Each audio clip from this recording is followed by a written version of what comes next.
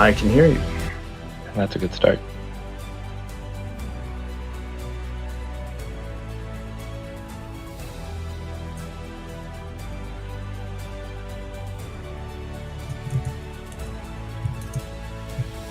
Trying to reply to Gumab here. So yes.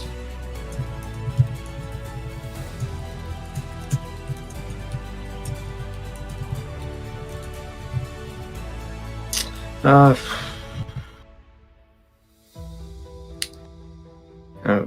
don't know what is best to take questions in, either the Discord or the YouTube. I feel like it's going to be half and half. We're going to have people replying half in the YouTube, and I think we'll say we prefer.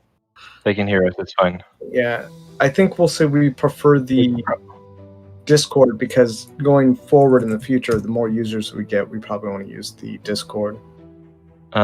I've got 3 screens right now, so I can see all 3. Okay. I'll be able to see our video going on one, and audio. Okay. Yeah, I can see YouTube chat and Discord. Which channel do we want to just use? Community chat? That way, everybody just stay in that channel, so you don't have people bouncing around.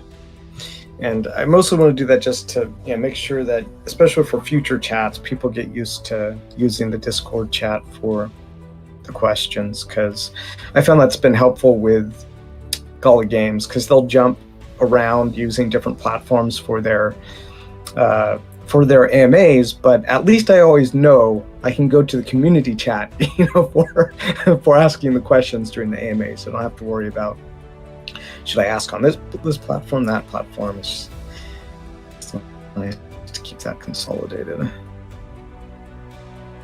I don't hear Night Sky. Is he still? He's not in the chat.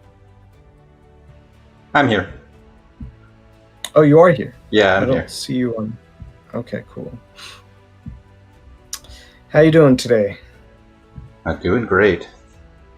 Just minding these things. Minding the what? Minding the various windows here that I've got open to get us ready to go. Okay. Yeah, because pretty soon you're going to have the one window. So. Yep. We got to get. Yeah. Well, everybody can hear us talking, so that's they get a little preview pre 1 o'clock. Oh, they can hear us talking? Yeah. Yeah. Oh man, I was just about to spoil all of the Winter Soldier episode. I was about to spoil that whole thing. Oh yeah, no spoilers. Watch out. I've watched it too, so we can talk about it after. Yeah, maybe towards the end. Yeah, towards the end of the AMA, we'll be like, okay, now we're going to transition to talking about spoilers. We're going to spoil everything. Leave if you don't want spoilers. Yeah, it was a pretty exciting episode. Yes, I liked it. And I guess that's all I should say about that. For now. At least until the end of the episode, or end of the AMA. Yeah, well, I guess you can put us up on video now. All right, sounds good. They can hear us. Yeah. Okay. Let's see here. Make sure that goes on. I just got to make sure I got my pretty face on before YouTube goes. You're live now, so. And cool. I'm going to kill them. Okay, there we go. There we go. All right. So Poco Rose says you can hear us on the stream. Mm-hmm. So okay. we are going to take questions inside the Discord. Let's see. So we do have the. Do we not have the Discord link in the description? There's probably one in the description, but I put one in chat just now too. I will double check that there.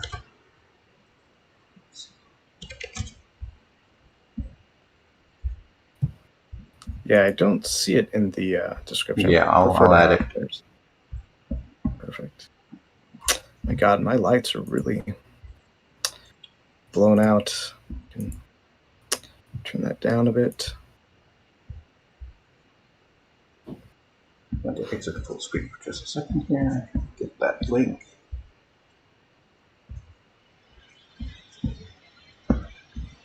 Cool, it's a little bit better. It's almost 1 o'clock. Yeah, Tyler Bauer says no link on YouTube. Link will be there in the description in just a second.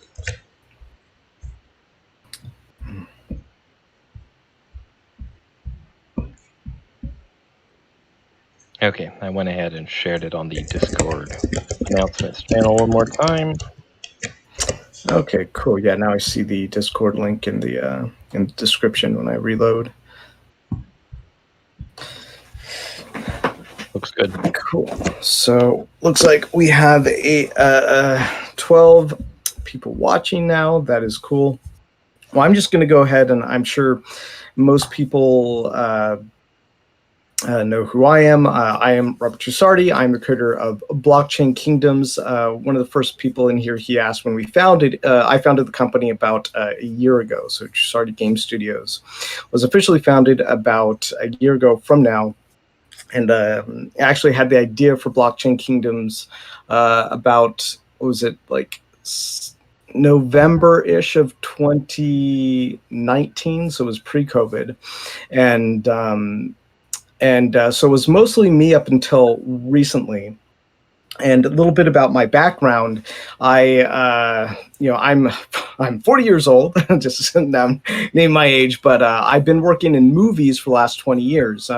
Movies and technology. My first job out of high school was actually working for the Disney homepage. I was actually, we had two different homepages. One was basically in Flash, which was kind of like an animation kind of interface. And then we had a homepage in HTML. So my job was to actually create the HTML page. And this was the day before content delivery systems. So now these days, you go, you plug in some data, it goes up on the website. No, we didn't have that back then. I had to go into the HTML, take the code, put in Winnie the Pooh on the Sunday page, so it would actually have the date for the page.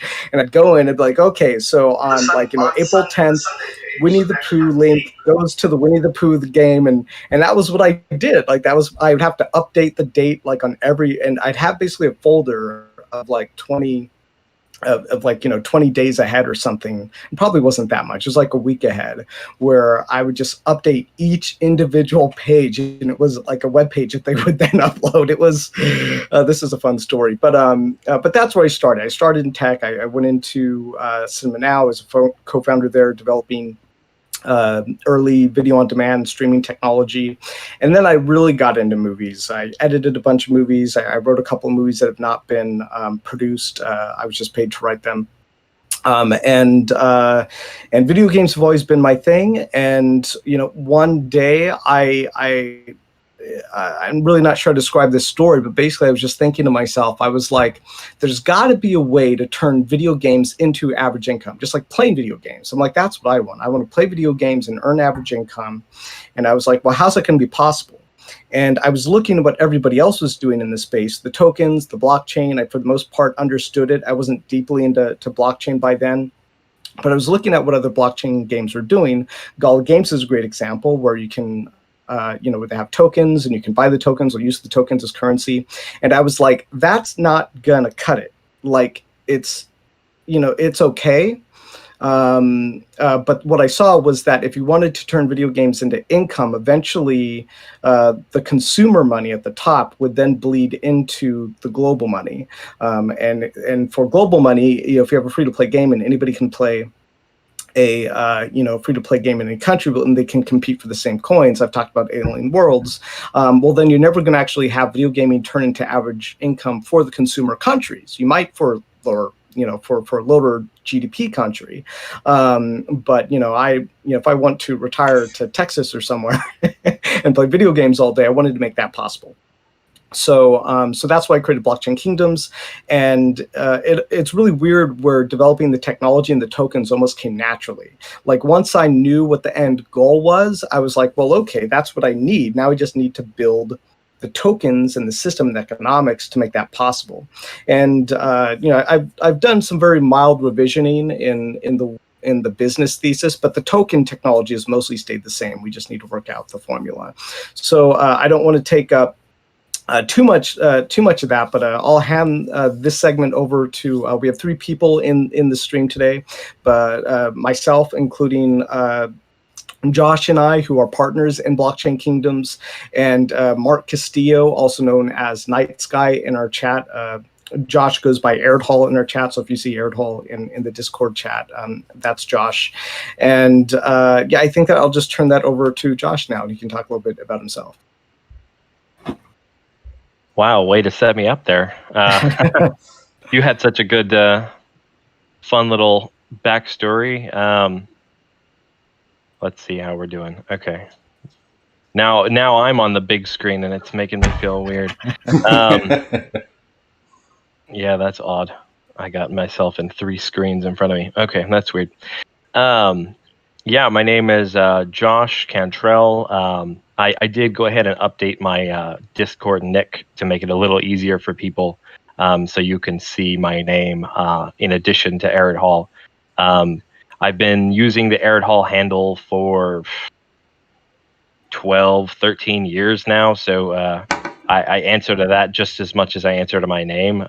So you can call me whatever you want. It's no big deal.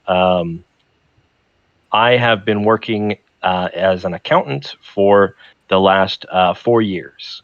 So I'm familiar with the money side of things, right? So I don't have the fun backstory like Robert has with working with movies and things like that. But I have been involved with tech, just on the other side. Unfortunately, kind of the boring side, you might say. I know how to make sure everything gets done and budgeted, and unfortunately, as boring as that sounds, it's extremely important because we want to make sure that this actually happens. We're very serious about wanting the players to be able to make enough money to have an average income. We're really serious about that. What we don't want is to make a system like you've seen a million times before with all these other crypto companies, where they're selling you tons of coins that are supposedly going to do something, and they're supposedly going to gain value, and that's how you're going to pay for things in the future. We don't want that. Okay, we're not just trying to sell you tons of stuff so that we get money and then you take the risk. That's not what we want. We want everyone to invest and everyone to get paid. Now, we realize that it's going to take time because before the system will be able to work long term, it's going to have to get pretty widely adopted, and that's going to take time. So what we have never promised is that a year from now you'll be making 20 grand playing video games, 20 grand a year. That's not realistic. But hopefully in the future, we'll get there. And one thing that me and Robert have talked about a lot of times, and hopefully some of you have heard some of that. I know Robert talks about it in his videos. I know a lot of you watch that. But before we get to questions, which we will hear in just a second, because this is an AMA, what I just want to make sure that everybody understands, we're going to do this. We're going to do it right. Okay, so that's the one thing. A lot of people there's been a lot of issues in other channels, other cryptos, that are worried about the SEC and other governments regulating the coins, lawsuits, things of this nature that are tricky. I know that a lot of us probably know that Ripple is going through some really big legal battles right now. That's pretty much what started all this. If you go on the Gala chat, they will be very, very strict about you not calling them an investment. I won't go into that, my opinion on that, but I will tell you why they're doing that is because they're afraid that they're going to get sued, like Ripple is getting sued by the SEC. Well, I mean, I'm not sure if we can say that. I mean, what I was, yeah. I mean, you can have your opinion about it. I just, sorry to interrupt you. I just want to make sure that we're, not critiquing other companies what they're doing too much. No. They have their reasons. I'm not. Yeah. That's their business. They have their own reasons, and I'm a supporter of Gala. We both are. We're the whole team. Yeah, we yeah. support them. We support everybody. But we're going to work when the time comes. We will make sure everything we're doing is 100% above bar, 100% within whatever legislation the SEC comes out with. It's very, very likely that by the time our system is launched, the SEC will have proper rules in place for crypto. They don't right now, but that's being legislated, and hopefully they'll have a decent guideline, and we will make sure that everything we're doing is very, very legal and very right with whatever government requirements we need to take care of. Yeah, and I don't want to interrupt your your part of this too much, but I do want to say that is not only just to keep it on the legal side, but in order to even achieve what we're talking about, it's necessary. I had somebody I was chatting with today, and he was like, "Oh, well, you can't mention the SEC; it's going to scare people away," and I was all like, "Well, the fact is that what I'm proposing won't be possible without having capital protection, like I've talked about. The only way to reach what we're talking about is to have capital protection, and just so happens to have capital protection just happens to be in line with what the SEC is requiring. So it's synergistic. I don't want to say that we're doing it because we feel like that we're being forced to do something. But we think that the laws that are evolving around crypto are going to be in alignment with our mission and our goals. Absolutely, and I mean that was pretty much that. Robert explained in short what took me a lot longer to say, but that's the point where everything's going to be great when we get around to it. When we get to it, that's my spiel from the accountant side of things. So we have a question. Let's get to the more fun stuff. Yeah, let's get to the more fun things here. What was that, Night Sky? I didn't hear. We have a question already. So he was asking. Well, we haven't introduced you yet, though. So after we introduce you, all right. We can. So I'm going to just say right out that I'm in full COVID mode. I haven't had a chance to go to the barber yet. Haven't gotten my vaccine, so I'm leaving my video off for now. But my name is Mark Castillo, otherwise known as Night Sky, and my history with video gaming goes back all the way to the 90s. My very first online game was Shadowdale Mud, probably one of the very first text-based MMOs, you could say. Since then, I've been a active member in development for Muds and Mushes, then went on to become a community manager for Gaia Online, becoming an Omni moderator. From there, I became a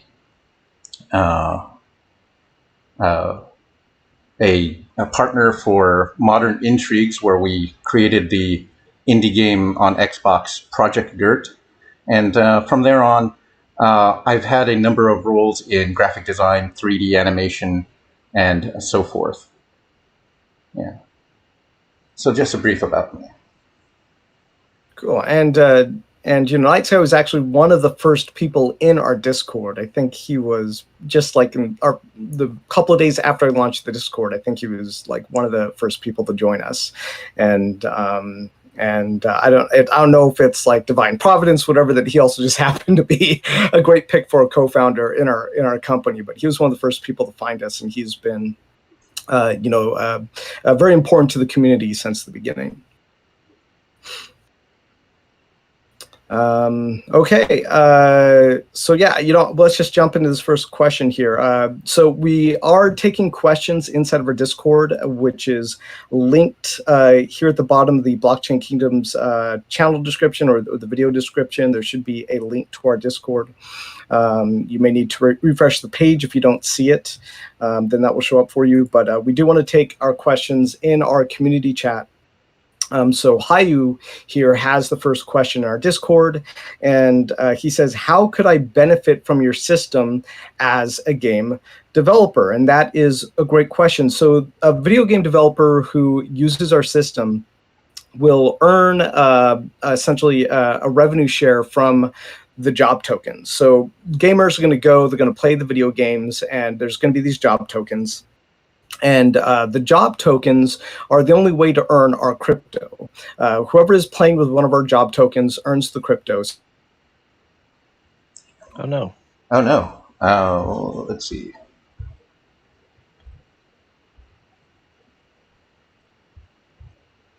Did we lose him? Uh-oh. We lost him. Let's see if I can call him back in. Oh, there we go. Got him back in. We lost Robert. Oh no.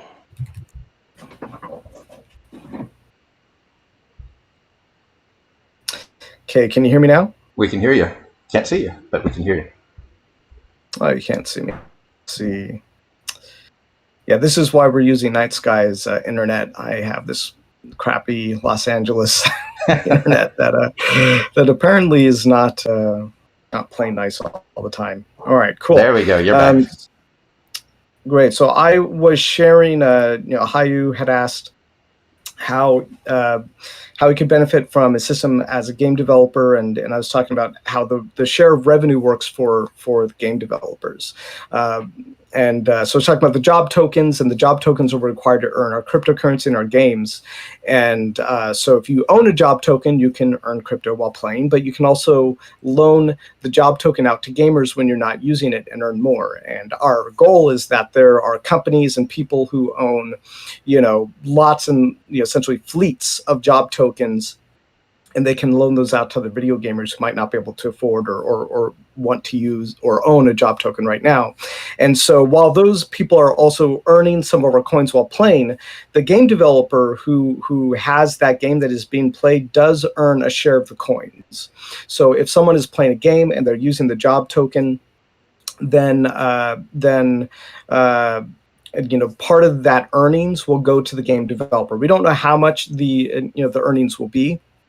Things depend on a lot of factors, but our goal is that if you're especially someone who has a free-to-play game, that you are actually making more income than without our job tokens. And my ultimate goal is 5 to 10 years from now is that you very likely don't even have to pay to play like a major AAA video game. Instead, we'll be inside all the major AAA video games, all the major consoles. We want to be partners with Xbox. We want to be partners with Microsoft. We want to be partners with all the major consoles and the game companies.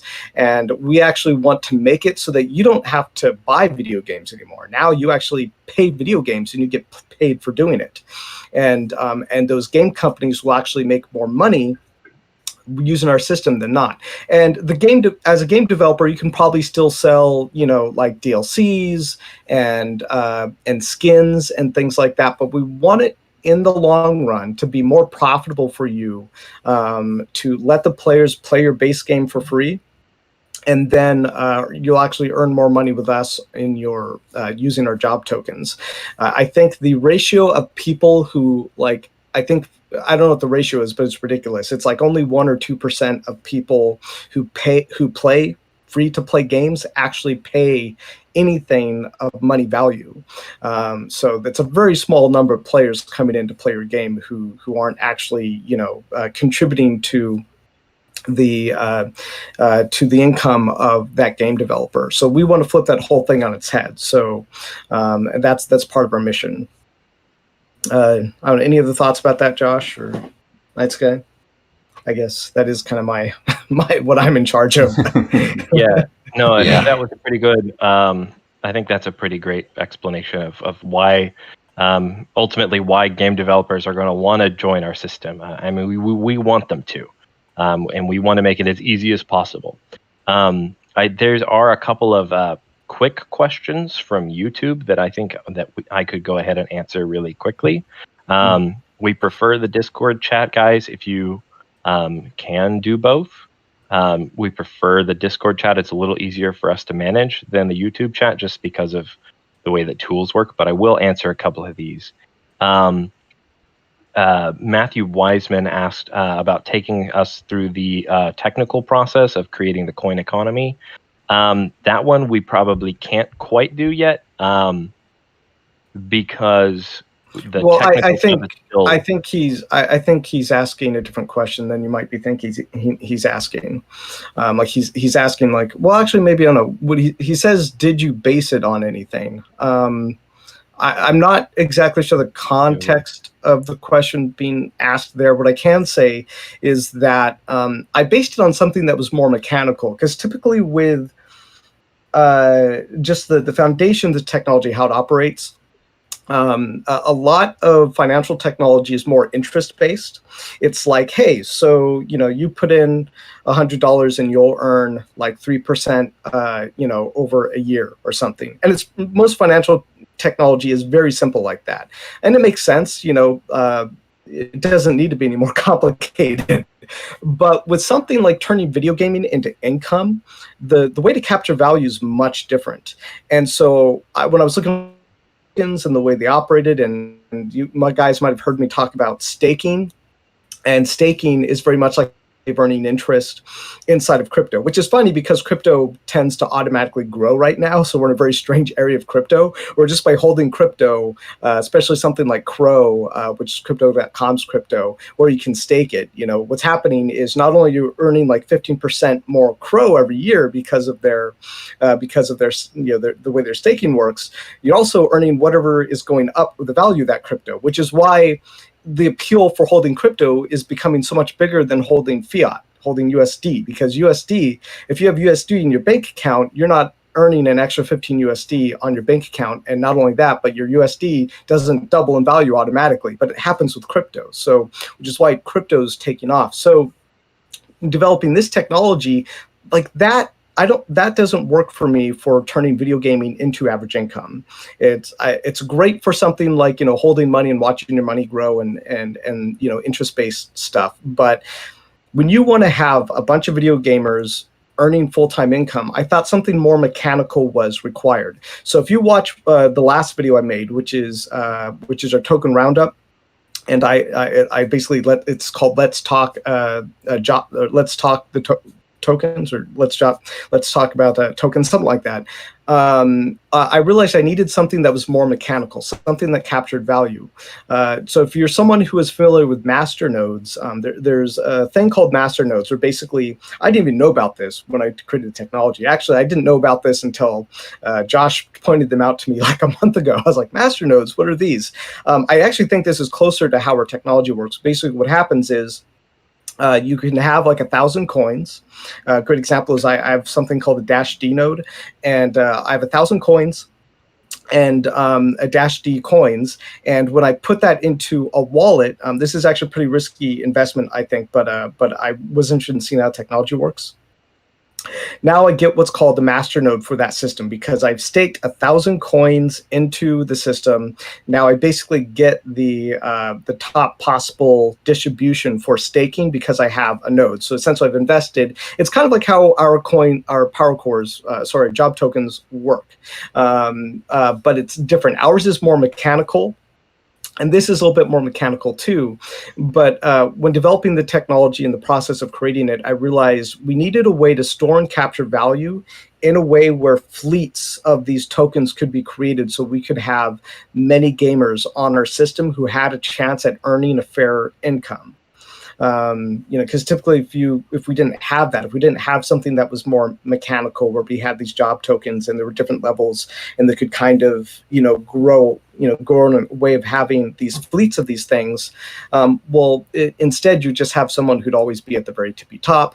But the way we want to develop it is that we have more people at the top and more people in the middle, and kind of have more this curve that I've shown in the last video, so that the wealth distribution doesn't look like this, it looks more like this. And for the people, I just want to say this for fun, for the people who are like, hey, but I love being at the top, I want to be the guy at the very tippy top of it, hey, because I like being wealthy myself, right? Like I like money, I want to be at the guy top, I love to win. But in terms of this, I was thinking, the way the stock market works is more even. I made almost $300-400 in profits on the stock market last year.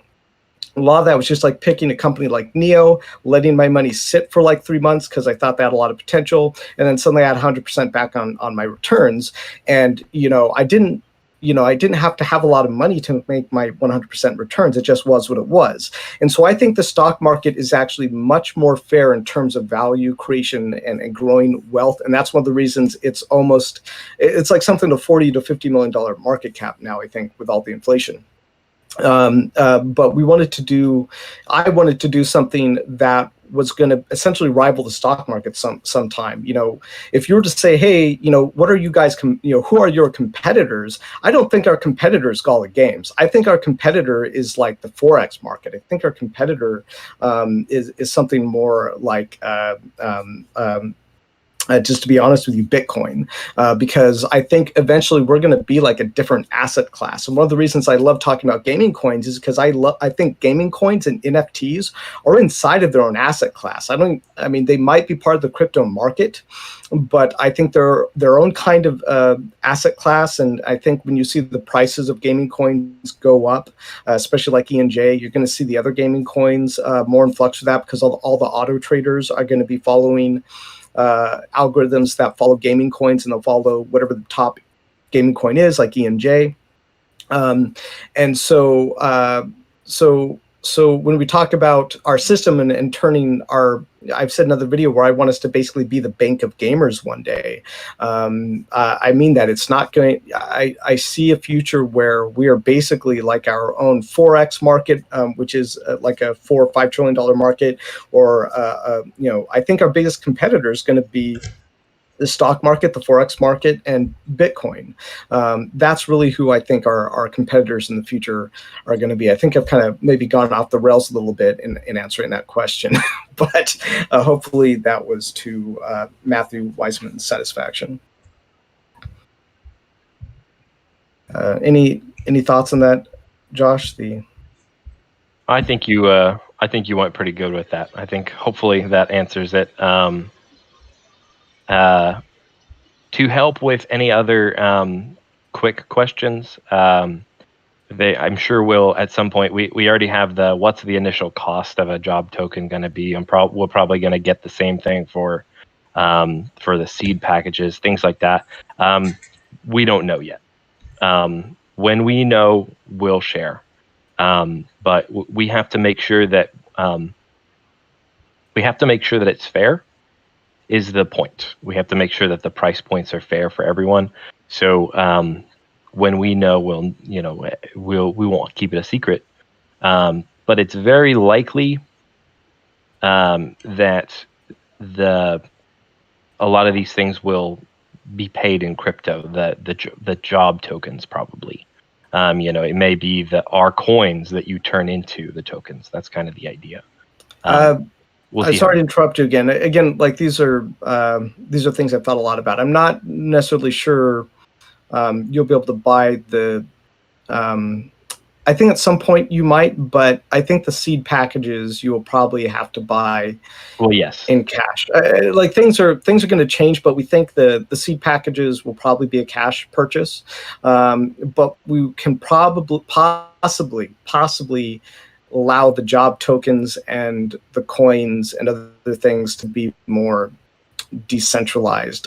There's still some things like when you earn a coin, it's probably going to have to go through our system and essentially kind of be, tracked by us. But there is, we are a blockchain company, and there's a point where we can basically say, hey, now it can go off, now this particular token, like a job token or coin, can probably go off and be in the crypto ecosphere. But there'll also be a level of centralization and so we'll be semi-decentralized. And to be more on point with what Josh was talking about with the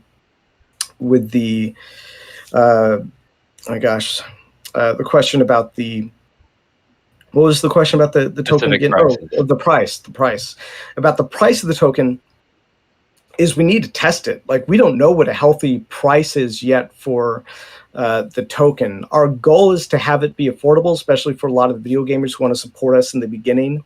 If you've been following us with the Gala nodes, a Gala node now is almost it's like $9,500 to buy a Gala node, including their extra price, 10% slippage that they have, and that is outside the price range of many people, and it wasn't. Even at like 3,000, it was possibly out of the price range of many people. And so we want a lot of our early supporters to be able to afford our tokens and seed packages. But in the end, what we do in terms of the price is going to be in the service of having video gaming turning into average income. So whatever's in the service of that, we'll end up doing. But I imagine that we're going to need a lot of seed packages. We're going to need a lot of seeds. We're going to need a lot of coins. We're going to need a lot of job tokens, and that's all going to be created by you guys when you start buying these things and creating these things. Once someone has a seed, then they can then they'll automatically get coins, and then they'll turn the coins into job tokens, and so that will be the genesis of the job system. Will grow out organically from there. So we might not know the price yet, but just because we got to test it. Like, we'd love to sell it to you now, but on top of needing to make sure that the all the SEC stuff is regularly taken care of and we're not in trouble there. The second thing is not necessarily the second, but also equally important, is making sure the price structure is correct to facilitate our vision. All right, so we still have more. So let's answer the questions that are inside the Discord first, since that is where we are taking questions. We're taking questions to our Discord. You can follow the link to our Discord at the bottom of the description. So let's see. The Doctor 1011 is asking, would you require games that join your system be free to play, or would some of them need to be purchased individually? I don't know. I think we would have to do what's best. I think we want to encourage games to be free to play because that is really the mission, and it might even depend on at the stage that they're at. 5 or 10 years from now, I think we'll probably have the leverage to say, hey, if you want to be in our system and have people play your games, they'll have to be free to play. Why? Because, we're making enough money to say that, if you're not okay with that, well, then we don't need you anyways. Because there's enough people using our system and playing. But I say that's my preference. My preference is that the games that join us be free to play. And I could even see us actually putting our foot down and saying it has to be free to play, because that's just a requirement to have a partnership with a game developer. It is an open conversation, however. We're, in the end, going to do what's best to grow our economy to fit our vision. And I'll add to that a little bit. I'll just say that the term free-to-play has a certain connotation, a certain stigma sometimes within the industry. And in this particular case, we're not saying that you've got to have cash up. We're not saying that you have to include all of the elements that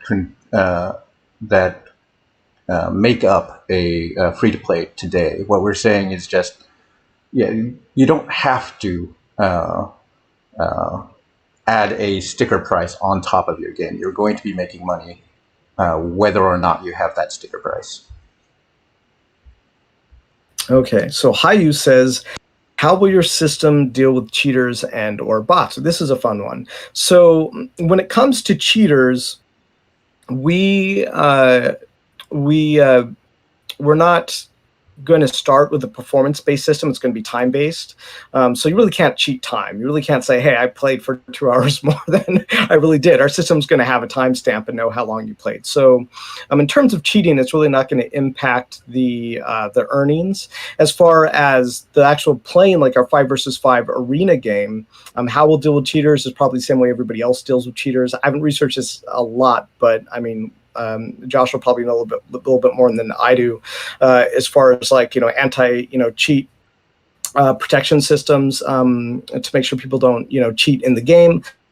but we'll definitely have things for that. In terms of bots, so that we don't have like robots playing the job system, the plan is to have basically something that comes up and it asks you to verify yourself as a human every once in a while. It'll be like, hey, look at like the armor forge in the game and hit the X button, or double click your mouse, or right click your mouse. And so we'll have something that kind of basically goes in and double checks, make sure you're human that way.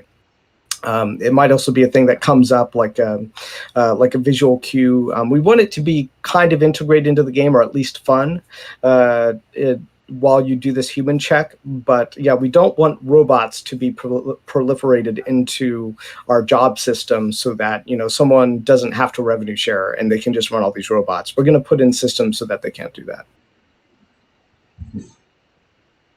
So Rebuwar has another question. Could you talk a little about the roadmap and the estimated times you want to achieve the different milestones? Yeah, so the roadmap is by the end of this year, we want to have kind of like a very loose demo of our game. It wouldn't necessarily be like alpha or beta. The developers working with us apparently don't like the term alpha, so it would be basically kind of like a demo stage. And part of that will also probably be a part of like raising more financing.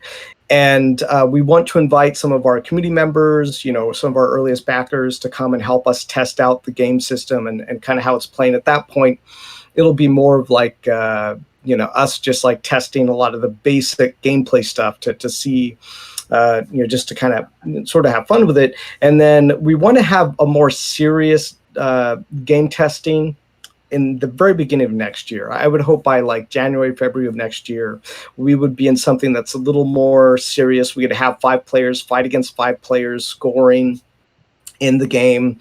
Hopefully have a bunch of the characters done with their own abilities.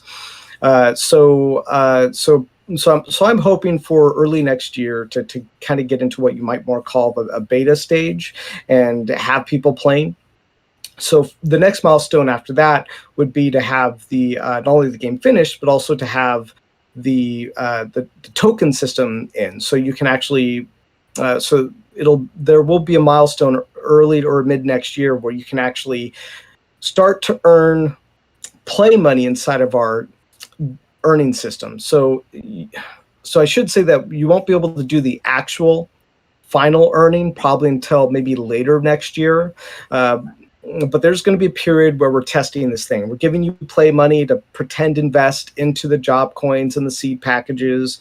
And, the people who have been our earliest backers, or some of our, investors who invest in us on WeFunder, which we're holding a WeFunder next week, where you can be an angel investor in the company. And so these people are probably the first ones to kind of come in and help us test the economics of our system.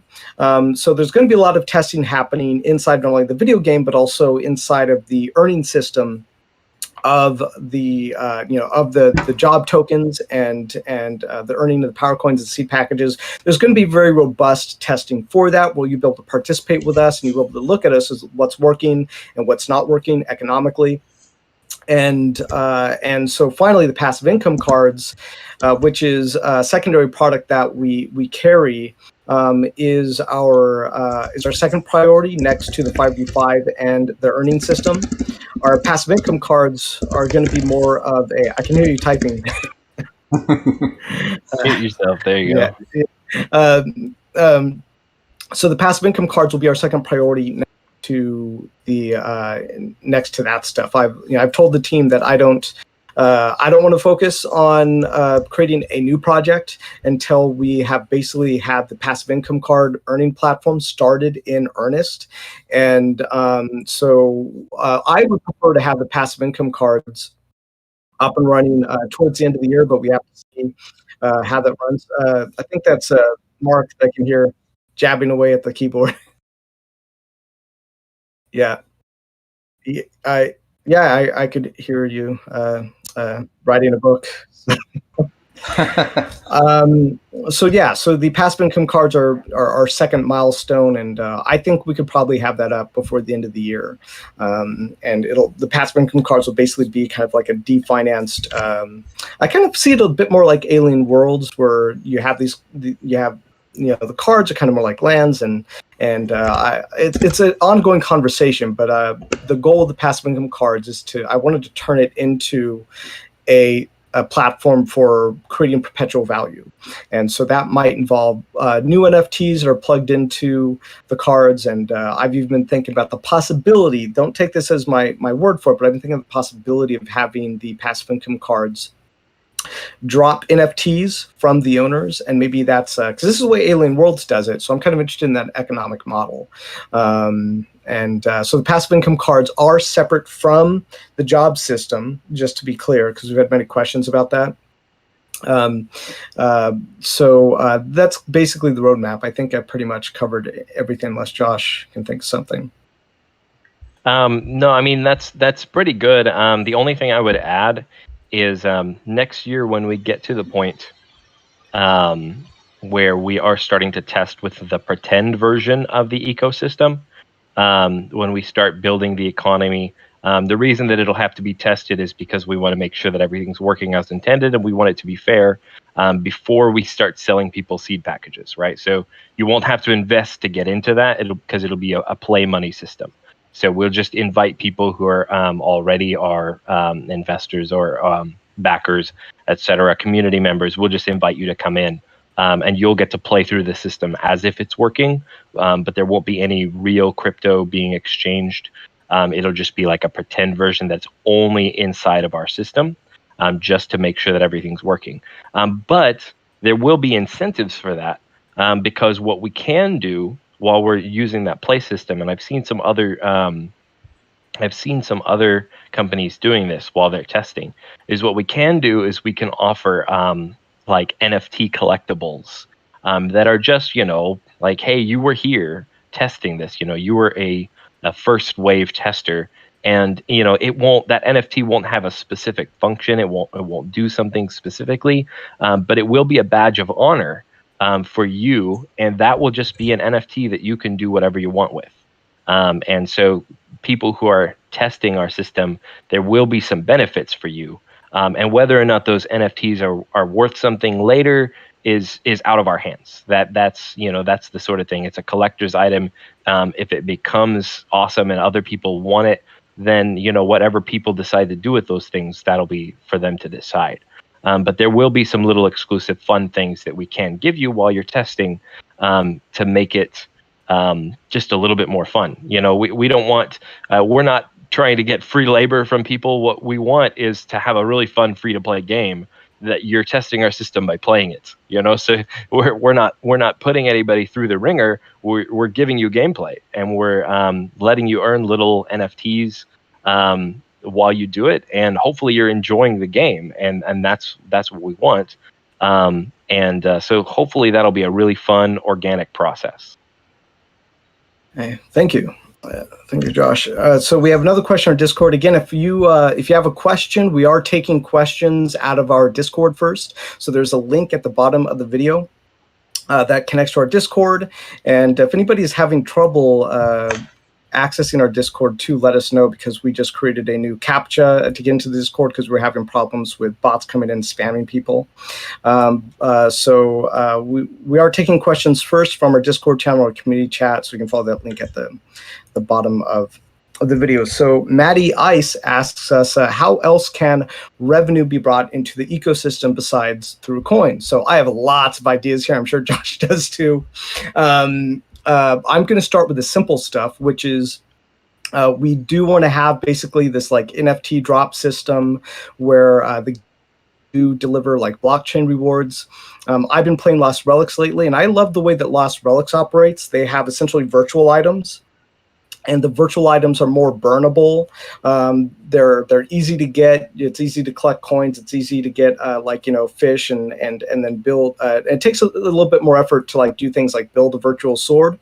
However, if you die, you lose that sword. So I'm really interested in separating out items between virtual items and NFT items, where NFT items either they're not lost, they're not lost on death, and when we're talking about a 5 versus 5 arena, it's going to be more skin based. So So that's a more big picture, what I was just talking about inside of, virtual items and NFT items. However, probably the 5 versus 5 arena, Josh is in charge of developing that, so that's his vision. But that's going to be more NFT skin based. Why don't you actually talk about that, Josh? Yeah, sure. So, and this is something that I've mentioned before, so maybe some of you have heard this, but it may be very well be new to some of you. So, it's something we've talked about for a long time. So, in the game space that we're going to be in, we were previously calling it a MOBA. Robert's kind of explained why we're moving towards calling it a team arena game. It's not exactly a MOBA, but that's what we'll call it. It's different. It's more of a team arena. But like MOBAs, it will still feature a skin system where you can take your character and you can give them a different outfit. You can change the way the abilities look. And just vanity stuff. It's not going to change gameplay. Just stuff that you can do to customize and make your character look cool and be unique. What's going to be so very different about our game, however, is that the skins that you buy are going to be limited in number. Okay, so when we create a skin, it will have a maximum count.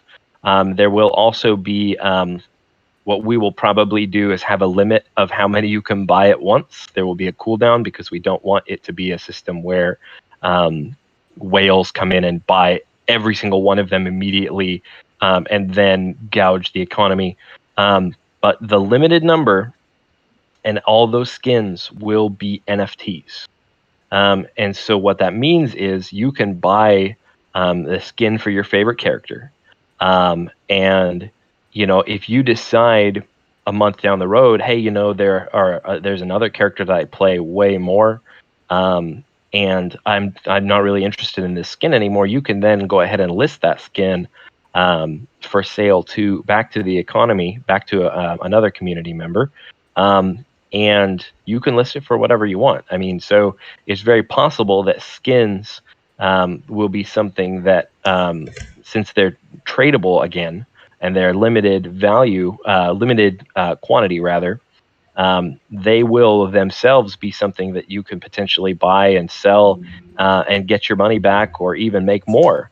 And so, I can't speculate how exactly that will turn out. That's for the community to decide. But with the skins in game being fully tradable after you've bought them, it will add a lot of different options and value for the coins, a lot of different things, and that those skins we're planning right now, those will use our same coins to buy and trade those skins.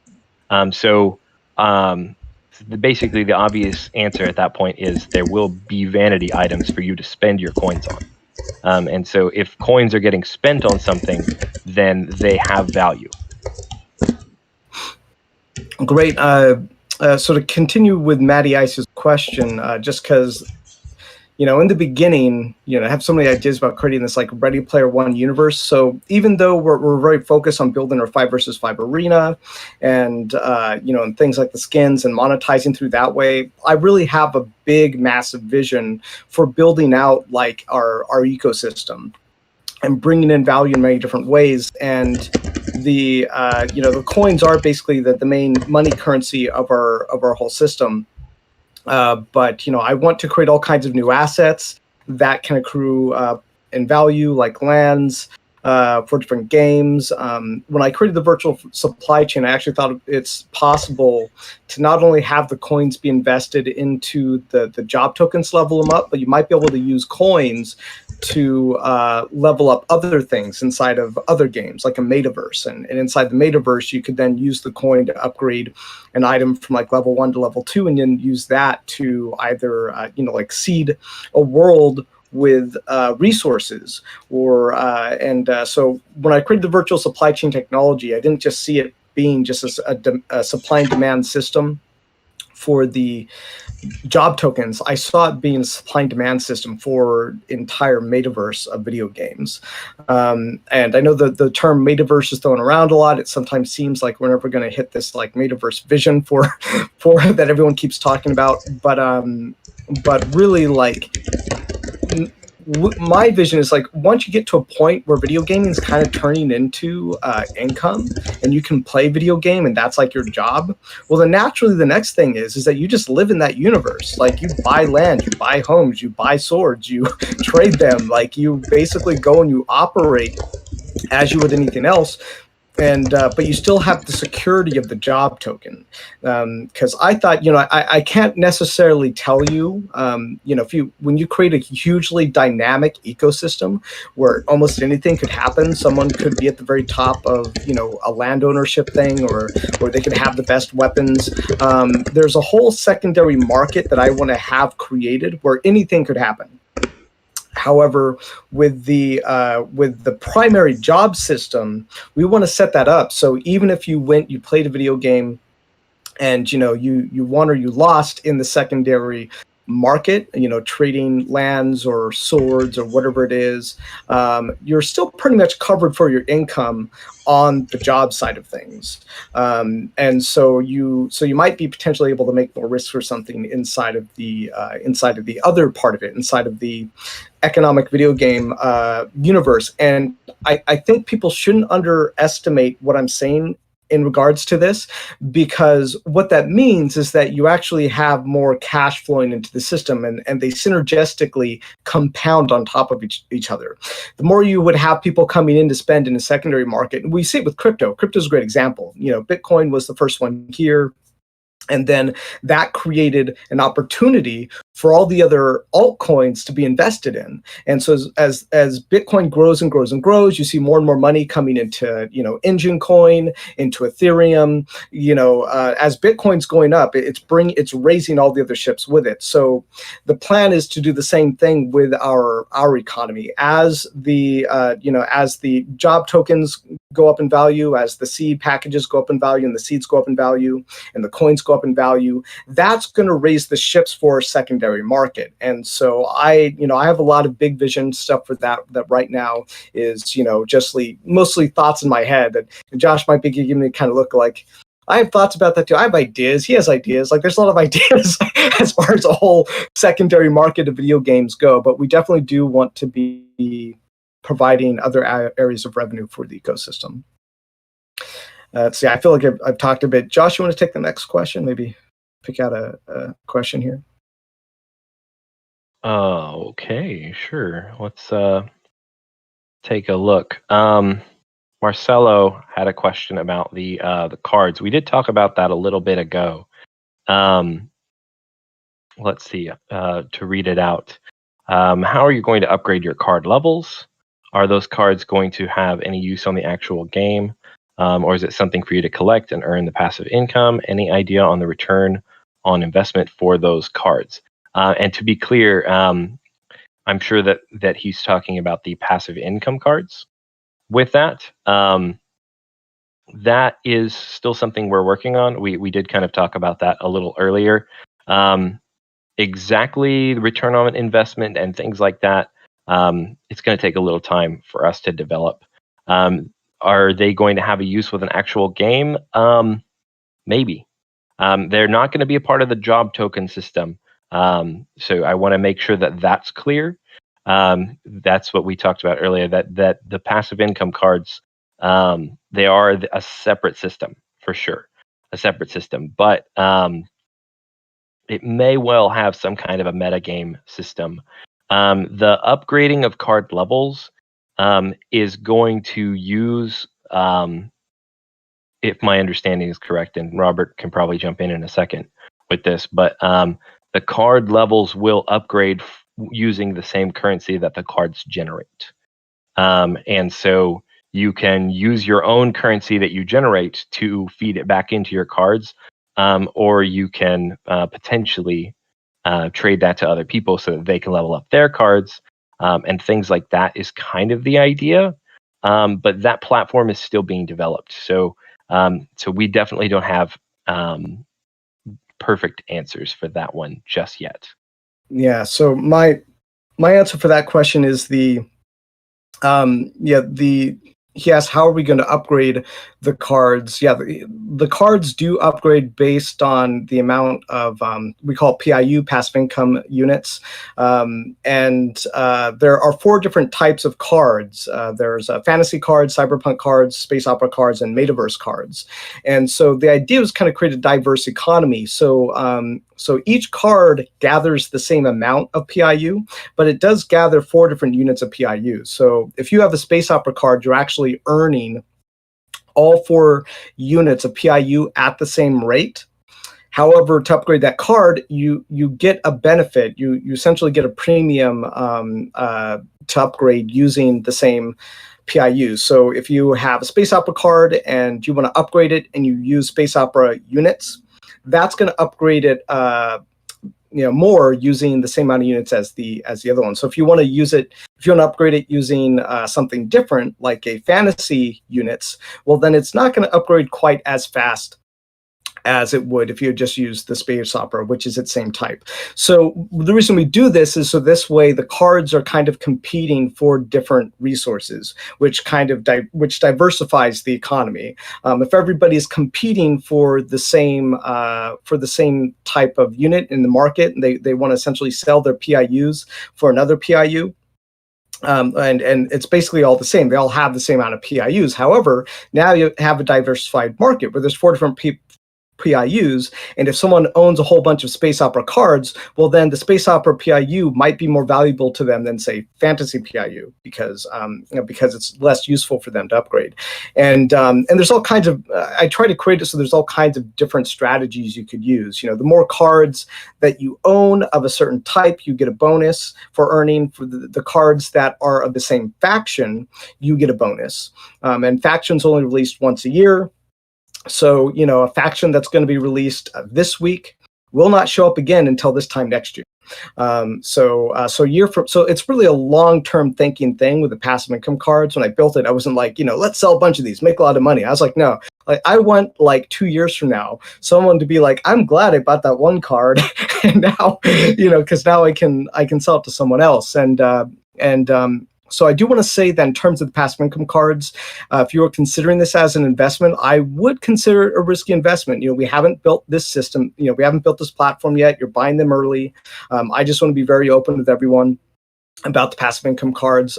We really started selling them as a way to support us and to continue to grow us and make us bigger. I built them during the essentially the Christmas holiday, where I was like, I'm not going to really raise any money during the Christmas holidays, so I need something to keep me busy. And so I built the passive income cards, but we were very serious about building the platform. And the reason that I also built them separate from the job system is because the job system is a combination of passive income and active work income. So if you buy seed packages, you can earn passive income. If you have a job token, you can kind of make passive income, but for a gamer, you have to actually spend time playing and work in order to earn. So there's an active component to the job system. Someone has to be there playing, be active. With the passive income cards, you can just let it run. So the whole point of the passive income card platform is to basically just buy some assets, hold them, and let it run without you having to be actively participating too much. Maybe you can even set it up so it automatically upgrades your cards. So the whole idea of separating those two systems, the passive income cards and the job system, is that the passive income card system is just something you can set and let it run like you would on the stock market, and the job system is something that you might need to manage a little bit more in certain components. I like the job system because it's the best of both worlds, depending on what you want. If you just want to get passive income, or if you want to if you want to, I was having another thought right there, but there's also active income. So it's the best of both worlds with the job system, and I think that's what makes it really strong. And when we talk about investments, I just want to make sure that everybody knows whenever it comes to investments are typically risky, and so definitely our tokens, our cards, anything that if you're going to buy and consider an investment. And I would just say any investments, does have risk involved, and our assets should, our assets are no different. So I just want to, kind of be clear and make sure that everyone, make sure that we have that message out there, so everyone understands. But I'm sure if you're investing in crypto and things like that, you're like I already know that. That's no big deal. Yeah, I mean that's kind of an inherent thing with crypto right now. I mean, NFTs just in general are obviously experiencing a massive boom right now. None of us a year ago could have predicted that NFTs would be this massive. We're in an amazing boom. But as with any kind of investment, it could be 6 months from now that everybody gets bored of NFTs and the NFT market crashes. I'm not predicting something. I'm not telling you what to do with your money or by any means. I'm just saying any kind of investment is always a risk. Right now, I'm really bullish on NFTs. I think they're awesome. And I think the future of gaming, in my opinion, is going to go through NFTs. NFTs, the idea of NFTs, and I've talked to somebody from our community about this, but the idea of NFTs really, I feel like, kind of has its genesis going back to CSGO, actually. With how they have a market where they can kind of trade their gun skins and character skins and things like that. Those are essentially just NFTs. We just didn't call it that back then. And obviously those are really, there's a very strong market with CS:GO. I won't pretend to be an expert on it. I think I've played the game maybe one time in my entire life. I'm not a shooter guy, so that's just me. It's just not my kind of game. But I'm sure some of you have played it. And by all accounts, it's a great game. And so NFTs have history, and I think when they become more widely accepted, they're just going to get better. NFTs being items in games. All right, somebody in YouTube mentioning, yeah. I mean, I love the idea of your items being something that if you worked really hard, and it took you hours and hours and hours to craft this sword, right? This is just me talking. Okay, we don't have this system. We don't have this system yet. But I love the idea of there being a game where you are forging a sword, right? I think somebody in Discord talked about the awesome swords. Who was it? I want to make sure I give it. Matty Ice. Okay, the big, shiny, golden, ultra legendary weapons. Okay, he mentioned that earlier. I would love for there to be a game in the future where you spend hours forging this beautiful legendary sword, and it takes tons of material and tons of time, and tons of effort, and you create this amazing weapon. I would love for that weapon to be something that you can turn into an NFT, and trade to someone else. And maybe that person, they don't have the amount of time that you have, so you had the time to put into making that thing great. What they have is money. They've got money. They don't have as much time. Maybe they work a really demanding job and they make quite a bit of money. But they want to play a game for shorter periods of time, but they want to have an amazing weapon. Why shouldn't you be able to take your weapon that took you 20 hours to make? Why can't you take those 20 hours and sell them to someone else?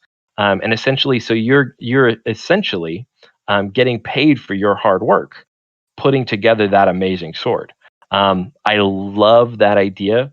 I really hope that that's where gaming goes. I really do, because some people immediately they hear that and they go, "Oh, that's pay to win. That's pay to win." But that's not pay to win. That took someone serious effort to make. That person put in work to make that sword. And he's going to take pride in that sword, and maybe he's going to, I want the system to have some kind of an etching, or like a minting system where that person can forever be the creator of this sword. You know what I mean? And your work in games is real work. It takes you real time. It takes you real effort, and you should be able to generate real value from your real effort.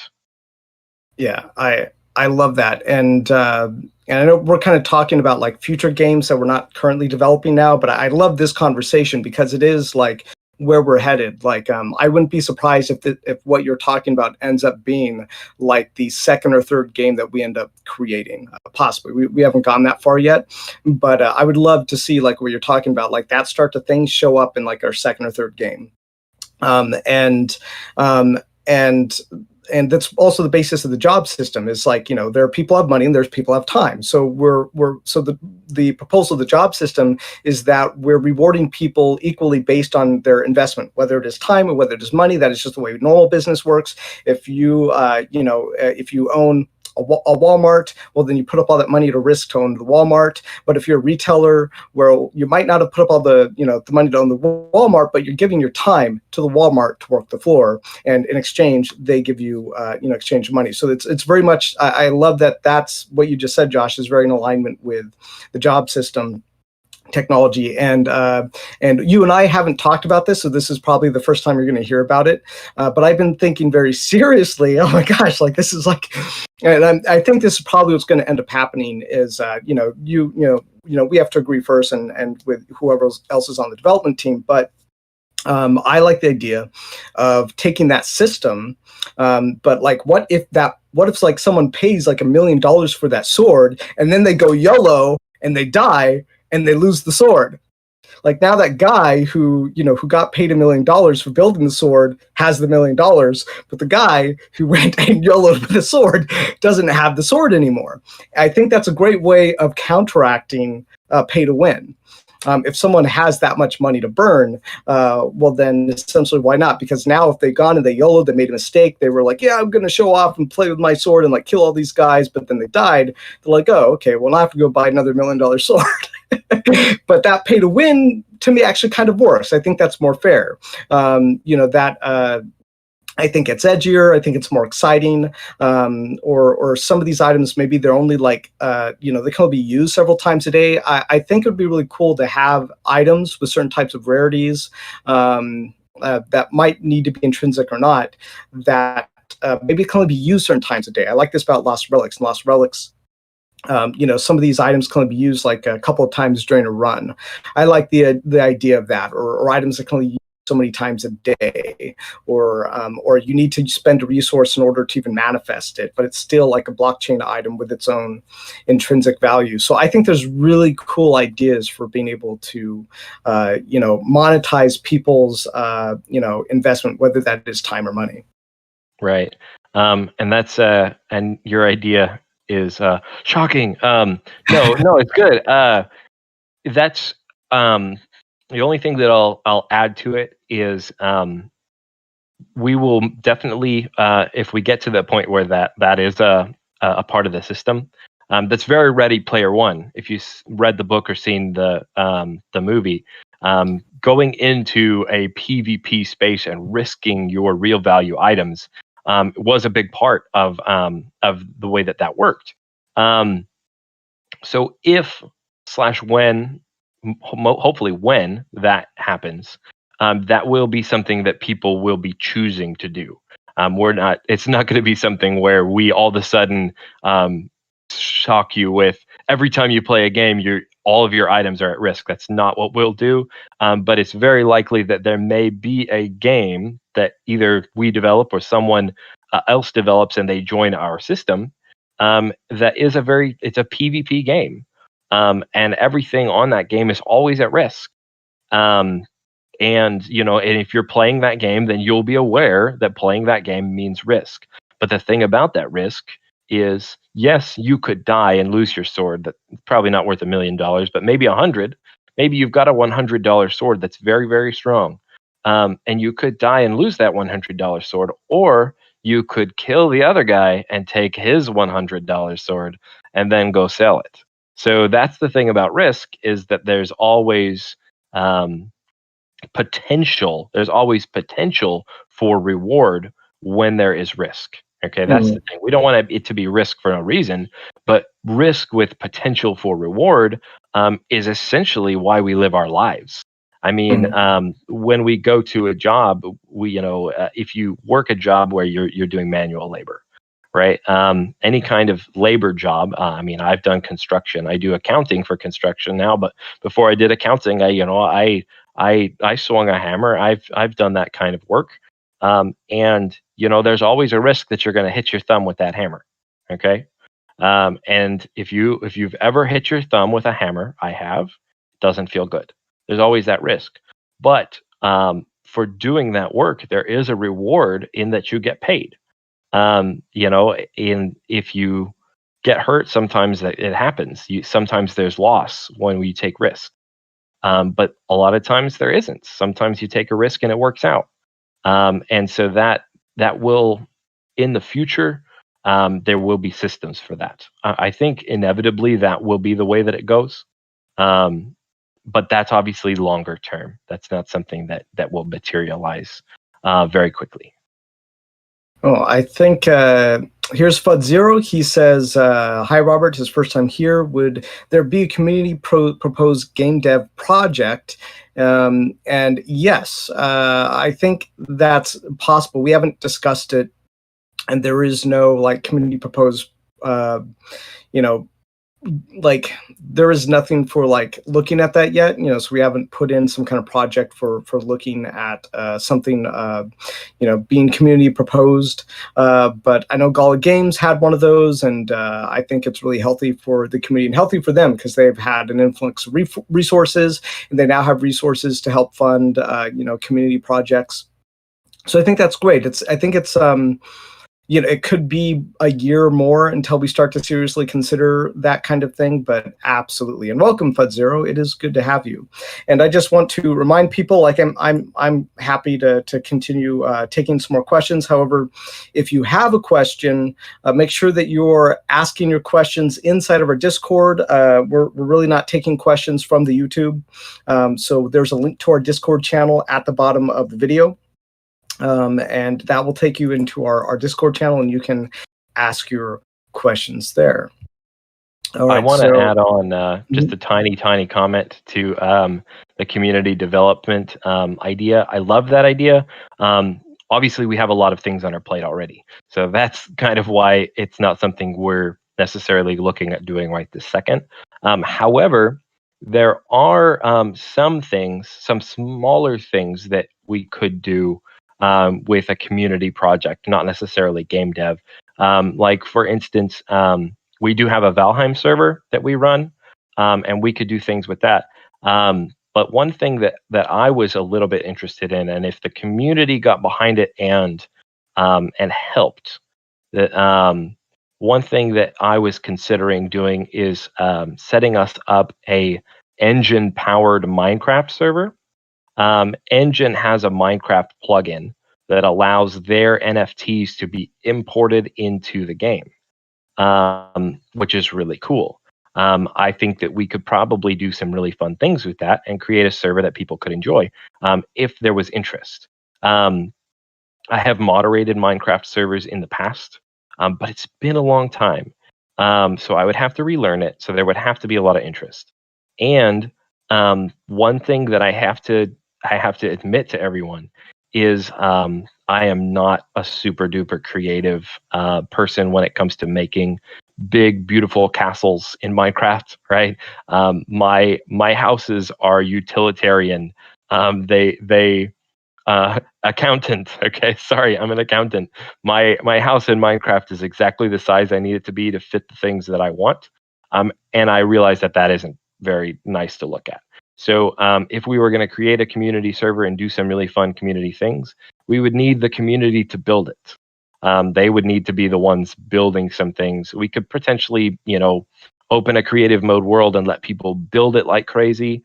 And then we could turn off creative mode and turn it into a place where you regularly play the game.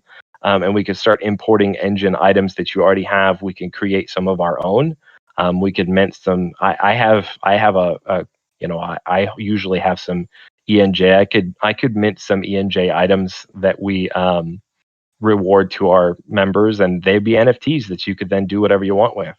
So that's the sort of thing that we could do as kind of a community project. I don't necessarily know what the timeline on that would be, but if people wanted to do it, if we started generating some buzz on that, that's the sort of thing that we could do, that I would be able to help with on some of my free time. And people could just come in and play, and it would be similar to our Valheim server, where it's just a fun little side thing for our community to engage with each other. Nice. Yeah. So, yeah, if you have any ideas, let us know. I know we did create a Wild Rift channel. I don't play League of Legends Wild Rift myself, but we are gamers. We like to game with our community, and I hope my hope is that I get so busy that I can't play games with you guys anymore because I'm too busy building the business. But definitely we want to keep growing the community and the games that we play together. Absolutely. See, so I did see a question here from let's see, what was it? From Matty Ice. He was asking if we could bring on a superstar to help develop scale our business, who would it be? So I'll give mine, and then Josh can give his. I might steal his though. Mine would definitely be Elon Musk, right? To take yours, but because I mostly want his money though. That's what I want. But not only that, but I think he would get it. I think he would get this vision. I think he would understand it. Like, he was the guy who created PayPal, right? He was like, look, like, just have people transfer money digitally into our bank, and then we can give it to them digitally over the internet to like many multiple anywheres. And he was like, it's smart, duh. And he even said he had a proposal for PayPal. I think it used to be something else. Someone else probably remembers what it used to be before it was turned into PayPal brand. But he said he had written a thesis, like a proposal, a white paper, for essentially turning PayPal into like the digital bank. And he didn't say exactly, but I imagine it was probably something akin to like Bitcoin or cryptocurrency or something. Like he had some kind of thesis for turning PayPal into like the bank of the internet. And I think I saw him just a couple of years ago. He was in an interview and he was like, if they just looked at that white paper that I wrote, like they could have done that, but they didn't. So I think he would understand a concept like this and the vision of it. And I think he'd understand the technology of it. He's also a really busy guy. But I think he's the kind of guy who would have the research to look at this, say, hey, I get it. How much money you want? Take it. So I don't know. Maybe one day he'll watch this video. He'd be like, "That guy doesn't know what he's talking about." Like, I don't get it. But that's my, that's what I think. How about you, Josh? Do you have a person? Well, obviously, I think Elon Musk is maybe the obvious first answer. So that's a good one. And he probably would be my first choice. But I do have a second choice, so I will give that one too. The other person that I would potentially bring on would be Mark Cuban. And I think he is maybe a little too obvious, the second choice, to be fair, but he's already interested in the NFT space. He's already starting to get on board with crypto and how it works. And so I don't think it would be too much of a stretch for him to understand what we're trying to do. So I think he would be a pretty good and obvious pick. Maybe in the future we could catch his eye. As a matter of fact, he has something going right now for NFT projects that we're going to at least toss him a line and say, hey, we exist if you want to talk to us about it. So, I don't really think that it'll necessarily happen, but I do think that he could be someone that would give us exposure and help us scale faster. I mean, if we had a whole lot more money to pay a whole bunch more developers, then obviously, yes, we could get a lot of these timetables done faster. That could be the case. But, we're just going to keep doing it with what we have. And if the opportunities do arise, then fantastic, we'll use them. Yeah, we'll see if we can get past the screeners first to, for his things. Like in Hollywood, it's always, but can you get past the people who screen the, screenplays before you can get to the director? It's like, are they, do they get it? So hopefully we can get past that process, and then we can get to Mark Cuban. We'll see. So Hayu has a question here. He says, is there a minimum age to use your system, and how would you protect against that? That's a really super great question. I'm going to tell you how I think it's going to work, but I don't know. But we need to look into it legally. So we need to ask lawyers these questions. But I think that yes, there will be a minimum age to use our job system. However, anybody of any age could probably come and play our game for free. But if you wanted to use the job token, you would probably have to prove that you're a certain age, like have a bank account. And I think the legal working age in America is 14. So someone in America would probably have to be at least 14. It would depend in your region or your country what your employment laws are. But that's still like a much bigger question. Like no one's done what we're doing. So it is, I think Uber employment is probably the closest thing that we have to this. And it was verified that yes, Uber has it has been declared that, to be an Uber driver is like essentially being an employee, which might mean then, the age thing definitely is required by them, might be required by us. It's an open conversation, but I think potentially very much yes. So. Yeah. And the second part of that, how would you protect against it? Is simple, and you already kind of answered it with the bank account thing. But if you're interested in crypto, then you've probably come up against the know your customer system. Okay. Almost all the big crypto exchanges use a know your customer. You've got to kind of prove you are who you say you are. You got to take some like live pictures, like write this on a piece of paper, hold it up next to your head with your driver's license, take a picture and upload it right now. Some of them even have like a webcam option, like turn it on and show us your driver's license in your hand, sort of a thing. And it's almost certain that we will have some kind of a system similar to that, where you will have to prove you are who you say you are. And you will have to prove your identity and things like that in order to make it fair. And that is something that will protect against robots and things like that too. So there will be stuff like that to prevent exploiting the system. Yeah, my preference is to have that just be the bank accounts, but it's a conversation that we do have to have that's ongoing. I want it to be as easy as possible, and done as easily as possible, because I look at New York customer stuff, and like the first time I had to do one of those verification things, it didn't work. It was actually with Facebook, and I was like, and the room was dark, and it was like, oh, no, can't read your ID, it's too dark in the room, and I was like. Like it really ticked me off, actually. It's because I needed to get that done. So we do want it to be as easy as possible. And I do want to choose like the least barrier of entry to get you in and get you playing. So it's a great. So I think if you guys have one more question, we'll take one more question that I want to talk about the WeFunder. I also want to share a really the really great development that Josh created for Blockchain Kingdoms very recently as well. So if you have one more question, go ahead and ask it in our Discord. So Hayu has a question. He says, theoretically, someone of age could verify, but then get their kid to play and hence earn money for them. I don't know. You could give someone a weapon. They could give it to the kid, and that kid can commit a crime, like it has nothing to do with us. That's the way I look at it. But I mean, it's a valid concern. It's just whether or not anyone thinks we're actually liable for that. I don't. If you have an account, what you do is what you do, and I mean, unless someone says otherwise, I don't see why we would be liable for someone doing that. A lot of work is virtual now, and someone could have their kid do that virtual work for them, and no one would know the difference. Someone could have their kid help them sell things on eBay or something, and not tell the government. That's on them. The way I see it, that is not on us. But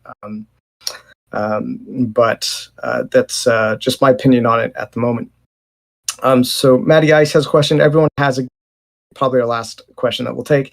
Yes, anyone has the game that sucked them into gaming? What is yours? Oof, oh my gosh. Mine?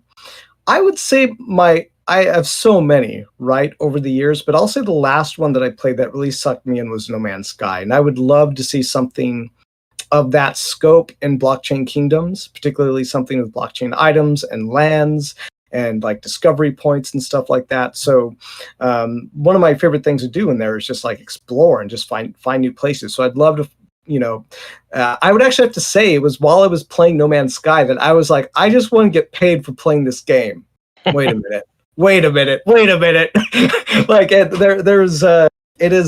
would say that No Man's Sky had no small impact on me creating Blockchain Kingdoms, because I was like, I could play this for another week. Why didn't someone pay me for this? I'm doing lots of work in this game. I'm finding planets, I'm building things, I'm harvesting resources. And I played that one for a couple hundred hours next to The Witcher. How about you, Josh? I'm gonna go back with mine.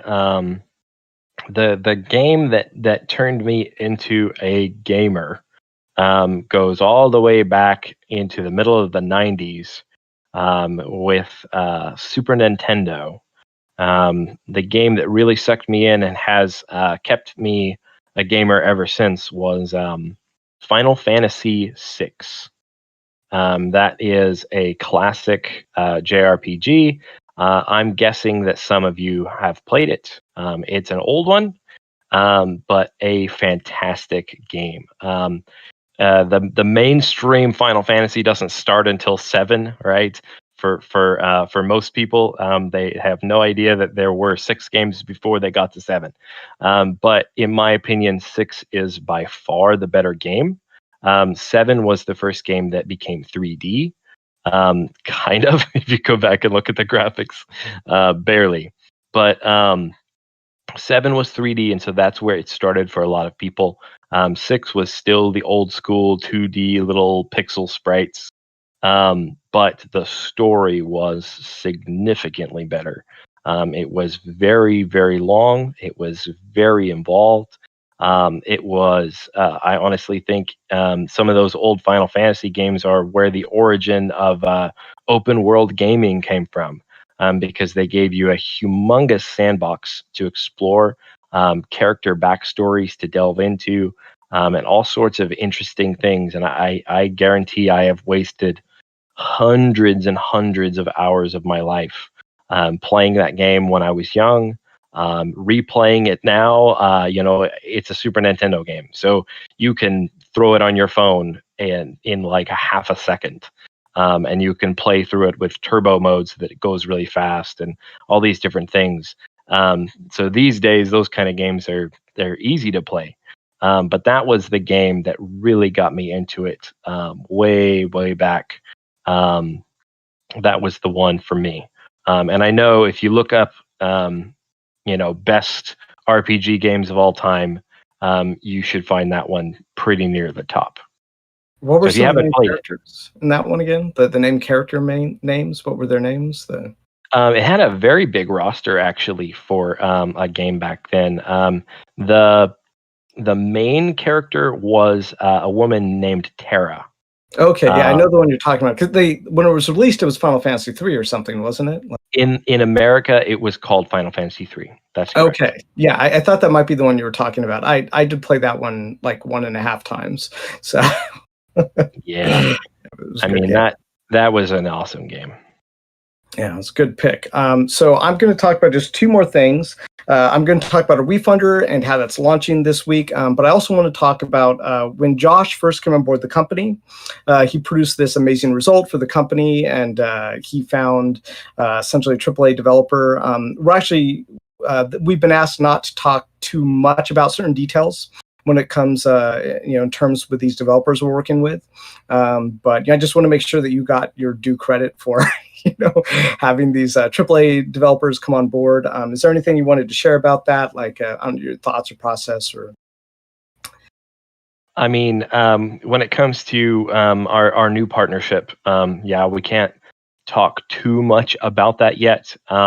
they're in the and Robert's mentioned it in some of his videos already. They're kind of in the process of working on rebranding a little bit, and for legal reasons, they well, not rebranding. They're creating a new brand. So right, they're splitting their brand is more accurate. The process of working with them is the same process as anything in life. You gotta work at it. It took a lot of work. I just had to keep grinding to find some people, and we were very fortunate that we found them. I think that's going to be a fantastic partnership. We will hopefully have some really cool things to share over the coming weeks. Development has started in earnest. We're a couple weeks in, so development is happening. A couple weeks in right now, it's like back end only.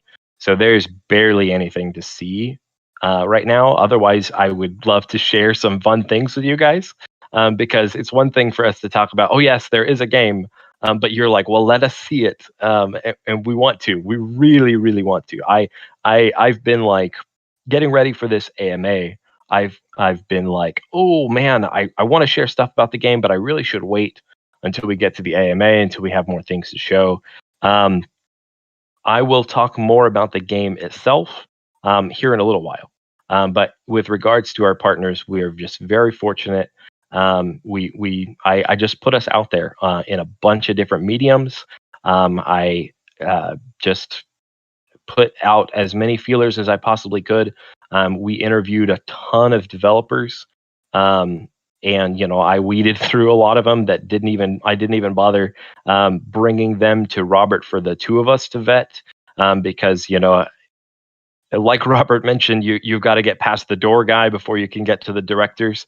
And we had a lot of people who are like, hey, I could be your developer, and they just didn't have the credentials we were looking for, because we're not trying to do something very, very small. We're trying to do something really, really great. We want you guys to really enjoy it. So we had a pretty long vetting process. It was about a month, probably, I would say. But we've gotten to a really good place. And once we can share more about them, we will be so happy to do so. And I definitely want to talk more about the game itself and our vision for it here in a little bit. Awesome. Yeah, thank you for sharing that. Yeah, I feel very fortunate to have them on board as well. So thanks for producing that. Thanks for being my partner. You rock. So last about the WeFunder. So we're planning to launch a WeFunder this Thursday. So this is the actual date. I'm pretty sure I have not announced the date yet. It is this Thursday, which would be let's see, it's the 15th.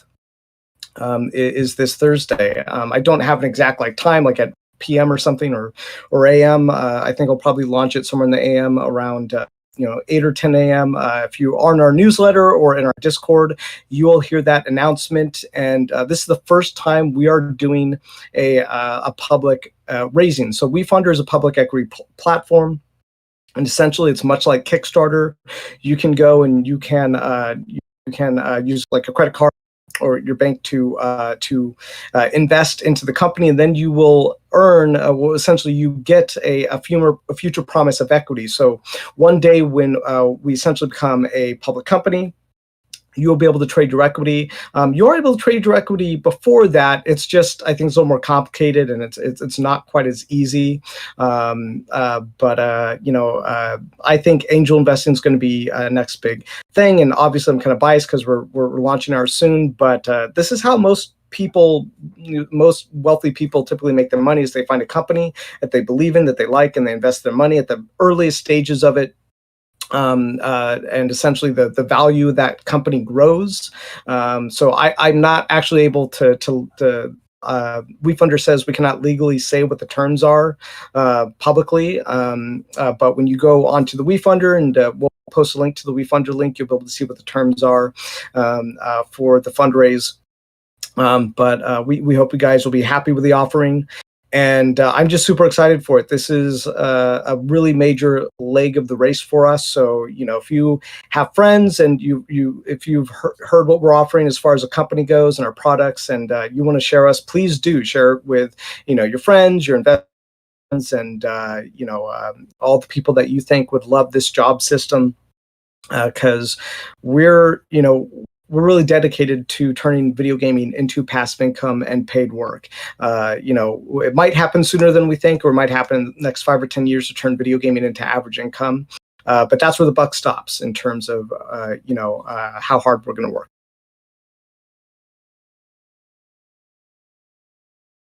You're welcome, FudZero. You're welcome. So anything else, Josh? Any last thoughts or comments? I think we've covered most everything. At this point, I'd like to tell you guys a little bit about the game itself. We've been really vague up until this point. If everybody's ready for that, then I'd love to give you a little bit of actual detail in what the game will ultimately look like and play like. You think we're ready for that, Robert?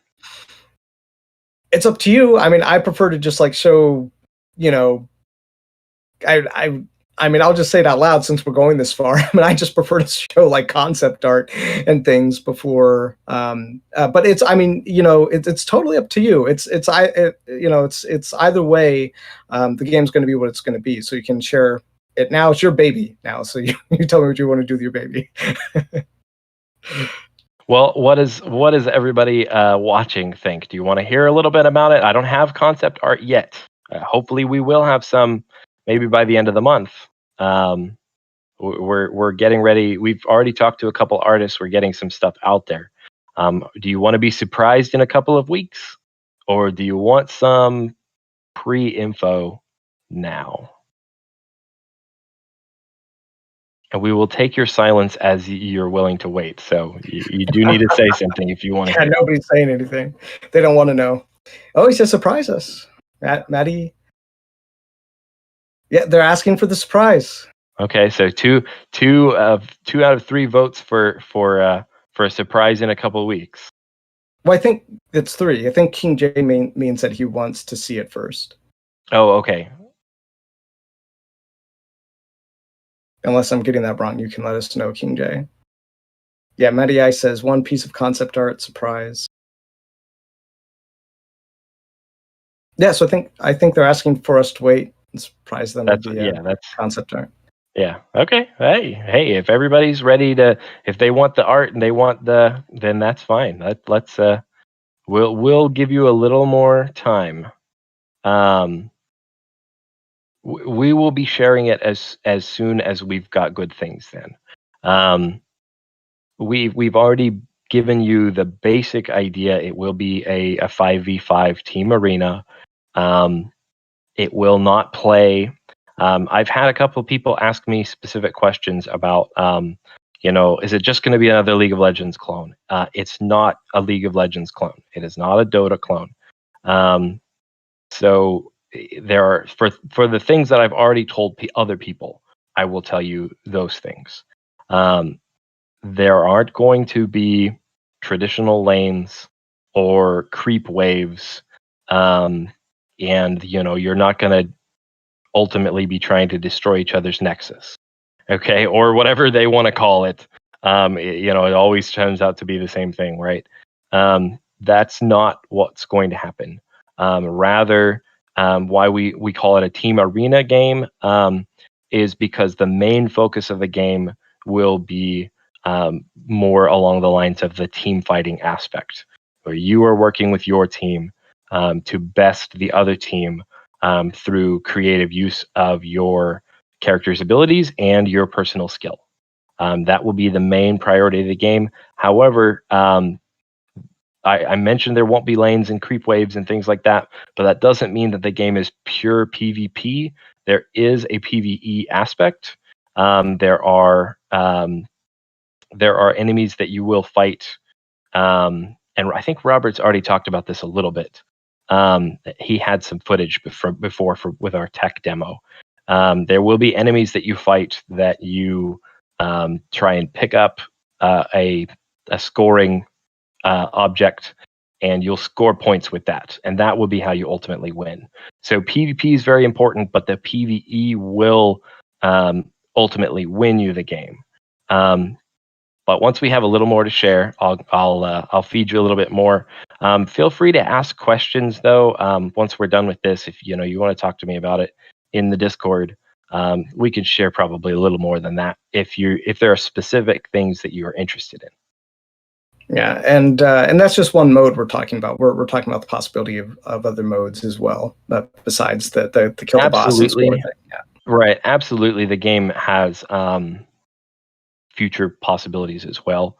League of Legends started with Summoner's Rift. The basic map was the only thing that you could do, and then they added Dominion, I think, was the second one.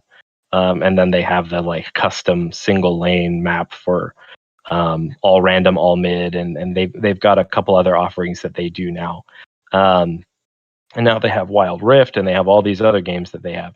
But we'll start with one, and hopefully we will add more.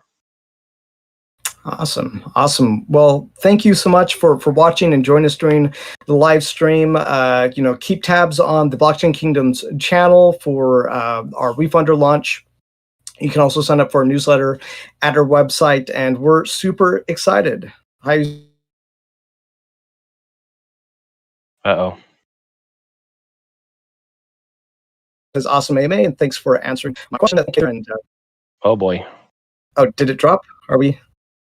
We lost you there. Oh, did it just drop? Okay, I'm waiting for the stream to come back on mine. I don't see it. It just... Oh, wait, I think I see myself moving. Okay, there we go. Yeah, okay, I think we're back. So yeah, thank you guys so much, and thank you for joining me, Josh, and Mark today, Arid Hall and Night Sky on our Discord server. And catch us on our Refunder this coming week. And I think that's it. Yeah, oh, now so. I'm the one who's dropping out. All right, good time for us to end the stream. All right, thank you, Mark. You can go ahead and shut it down now. Thanks, guys. See you guys next time.